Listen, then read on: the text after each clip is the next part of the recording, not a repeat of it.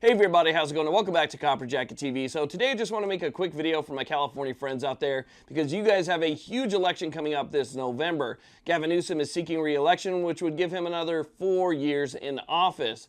Now, what's interesting is there was a poll out of California that said that about 50% of the population there does not know who he's running against. So today we're going to talk about who he's running against, which is Republican Brian Dahle. And I know that if you guys are watching this channel, then the Second Amendment is a pretty big concern to you. So we're going to go over Brian Dahle's record on the Second Amendment. I have his entire voting history, and I can see everything that he's touched in that space. So we're going to go over that here in just a second and kind of let you know where he stands on gun control.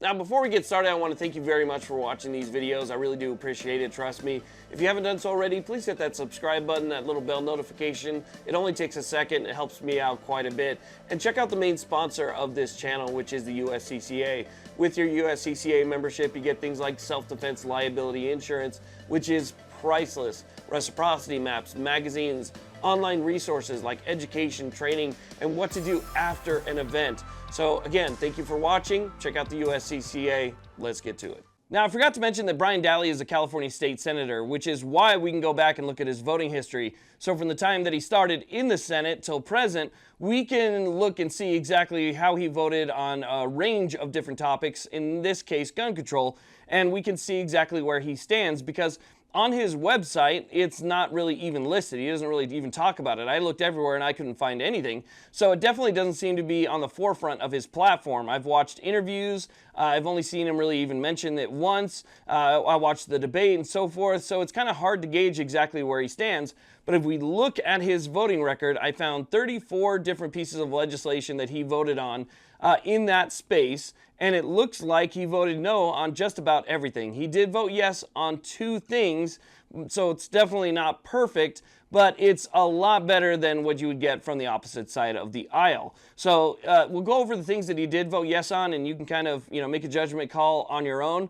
But as far as like mag bans and things like that go, he voted no on all of that stuff. So even though he hasn't really spoken about it much, his voting record really speaks for itself. So let's talk about the 2 things that he did vote yes for in California. So he voted yes to establish procedures to notify law enforcement about violations, firearms violations. He voted yes on that. And then the second one expands the list of people prohibited from possessing firearms.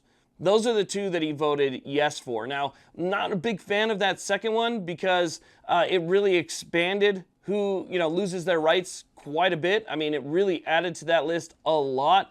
And I don't think California needed any more legislation like that. There's already plenty of stuff on the books, that doesn't even get enforced anyway. So just, continuing to add on to it and add on to it does absolutely nothing. I mean, it's already the toughest state in the entire country. So I don't like the fact that he voted yes on anything, but still the fact of the matter is 32 out of 34, 32 being no and only 2 being yes, and one of them is just, notifying law enforcement. I think that's a pretty good record, especially for California. Now, I don't have any affiliation with him or his campaign or anything like that. I'm just trying to help people understand exactly who it is that's running and trying to understand their platform a little bit better, especially when it comes to a topic as important as this. I mean, he doesn't have anything on his website. It's really hard to find anything online where he's made statements about it. I mean, it's really difficult to see where he stands on a very big topic, right? I mean, it's a huge topic. It's, number 2 in our Bill of Rights, and yet the information is minimal.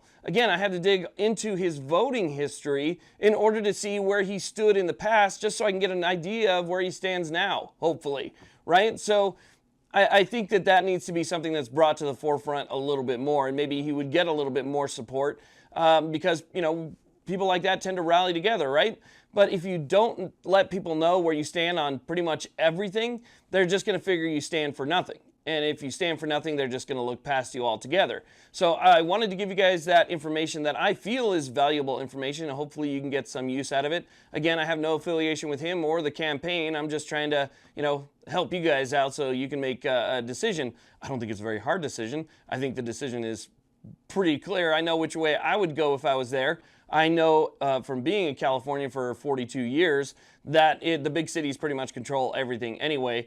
But still, it doesn't mean you shouldn't get out there and you shouldn't, let your voice be heard as much as you possibly can. So I want to thank you all very much for watching. Please like, subscribe. Have a great day.